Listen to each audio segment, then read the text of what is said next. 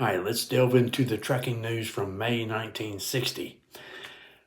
I want to talk to you about sub numbers. SUB. What were they? How were they used? And the results of them. When carriers or individuals applied for authority with the ICC, they were given a docket number. I've covered that many times before. The docket number would stay with you as long as you were in business. And if you ever wanted to add to your authority, you would still use the same docket number and it would be given a sub number, starting with sub number 1. The only way to expand a trucking company was one of 3 ways. Get covered under the grandfather clause. If you were in business prior to June 1935 and you could prove that you were serving a certain area, you would be covered under the grandfather clause and you would be able to continue in business doing the same route. The second way to expand would be to buy someone else's operating rights. As long as they connected in some fashion with yours and the ICC approved it, you could expand it that way. The third way to grow a trucking company is to add to your existing authority, and that's where sub numbers come in. Sub numbers actually started in 1936 with some of the first certificates of authority being given out. Some companies would apply for their authority and at the same time apply for an extension of that authority. I guess they figured if the ICC gave them the authority but didn't give them the extension, at least they'd be in business. It worked. So sub numbers started in 1936 and they progressed. And here we are talking about 1960. So let's see how the growth of sub numbers has evolved. Like with Colonial Fast Freight Lines Incorporated of Birmingham, Alabama. Their docket number is 115840, ICC-MC 115840. That number was on all their tractors. Every trucking company had to put their docket number on the cab doors. Okay. In 1960, they were up to sub number 2. So they weren't exactly that old of a company. T.T. Brooks Trucking Company Incorporated of Fort Payne, Alabama. They were up to sub number 9 in 1960. Frigidways Incorporated of Memphis, Tennessee. They were up to sub number 14. Argo Collier Truck Lines Corporation of Martin, Tennessee. They were up to sub number 20. Colonial Refrigerated Transportation Incorporated of Birmingham, Alabama. 115840. 1 digit away from Colonial Fast Freight Lines. So one company handled general commodities and Colonial Refrigerated Transportation covered the refrigerated trailers. They were up to sub 145. It was not uncommon for contract carriers or refrigerated transportation companies to have a rather large number of sub numbers because each time they get a contract with another frozen food maker or whatever it was, every time they get a new contract, they'd have to apply for another sub number. A lot of you will remember this next one. Alterman Transport Lines of Miami, Florida. They were up to sub 145 in 1960. Here's one I know everybody knows of. MC 730, a rather low number. Pacific Intermountain Express, or PIE. In 1960, they were up to sub 181. So they had gone through 181 extensions of their original authority. Here's another one everybody will recognize. Watkins Motor Lines. In 1960, they were up to sub 329. Consolidated Freightways. Everybody's heard of that one. Cornflakes. MC 42487.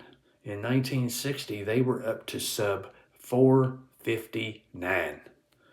And remember, they started as Consolidated Motor Lines on the West Coast in the mid 30s. So for them to have accumulated 459 extensions of their authority is pretty impressive.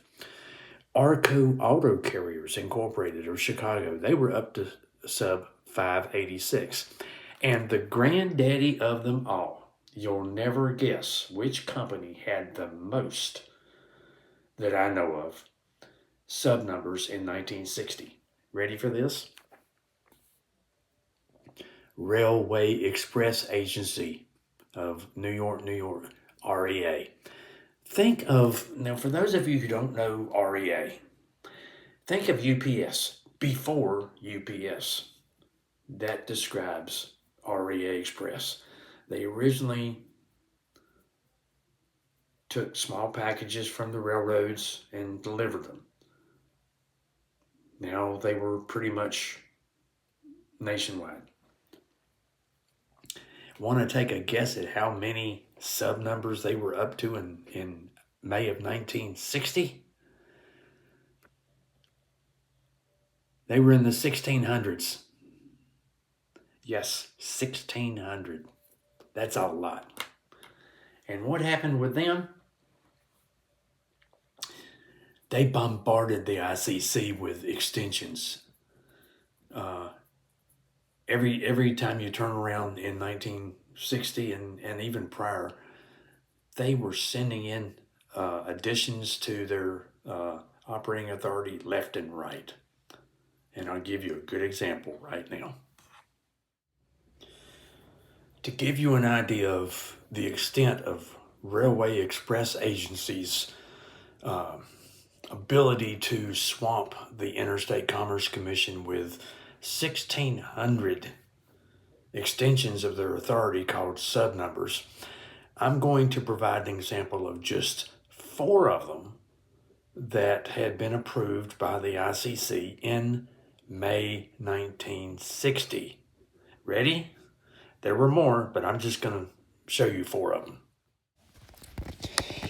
This is sub 1573 that was approved in May 1960. It calls for general commodities between Eau Claire and Warrens, Wisconsin. The route was over Eau Claire County Highway A to the junction of U.S. Highway 12, over U.S. Highway 12 to the junction of Monroe County Highway E to Warrens, and return, serving the intermediate points of Altoona, Fall Creek, Augusta, Fairchild, Humbird, Maryland, Black River Falls, and Millston, Wisconsin. That was the route, and that was the extension, and that's the map showing the intermediate points and the route that the extension took.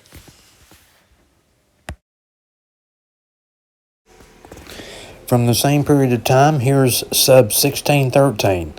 This was an extension for general commodities over specified routes between Portage and Richland Center, Wisconsin.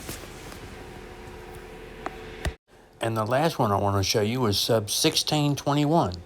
This is an extension, general commodities again, between La Crosse and Mankato, Minnesota, over U.S. Highway 14, serving the intermediate and off-road points of Winona, Lewiston, Utica, St. Charles, Dover, Eyota, Rochester, Byram, Casson, Dodge City, Claremont, Owatonna, Waseca, and Janesville, Minnesota. In other words, just about every intermediate point along this route was covered. Quite a big extension.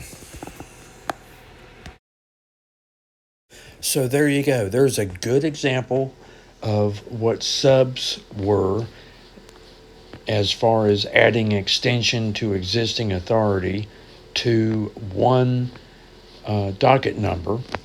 And hopefully you've learned something. That's the way that companies could grow their territory if they didn't want to buy somebody else, or if they had already used up their grandfather clause. So that's the news so far for May 1960. I'll probably have more in the next video. Hit the like button and subscribe if you haven't done so already, and we'll see you in the next one.